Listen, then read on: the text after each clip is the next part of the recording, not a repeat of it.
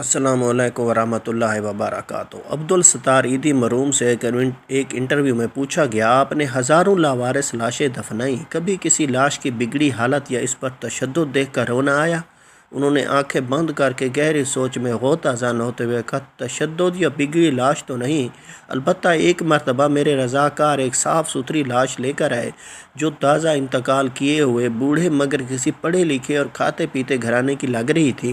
اس کے سفید چاندی جیسے بالوں میں تیل لگا ہوا تھا اور سلیقے سے کنگھی کی ہوئی تھی۔ دھوبی کے دھلے ہوئے سفید اجلے کلف لگے سوٹ میں اس کی شخصیت بڑی باوقار لگ رہی تھی، مگر تھی وہ اب صرف ایک لاش۔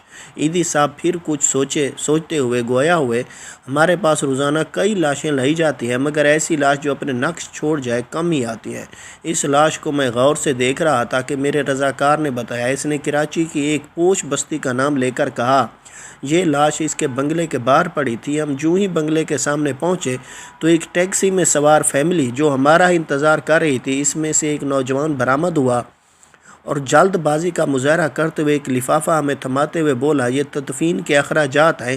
پھر وہ خود ہی بڑبڑایا، یہ میرے والد ہیں، ان کا خیال رکھنا، اچھی طرح غسل دے کر تدفین کر دینا۔ اتنے میں ٹیکسی سے آواز ہے، تمہاری تقریر میں فلائٹ نکل جائے گی۔ یہ سنتے ہی نوجوان پلٹا اور مزید کوئی بات کیے ٹیکسی میں سوار ہو گیا اور ٹیکسی فراٹے بھرتے ہوئی آنکھوں سے اوجھل ہو گئی۔ عیدی صاحب بولے، اس لاش کے متعلق جان کر مجھے بہت دکھ ہوا۔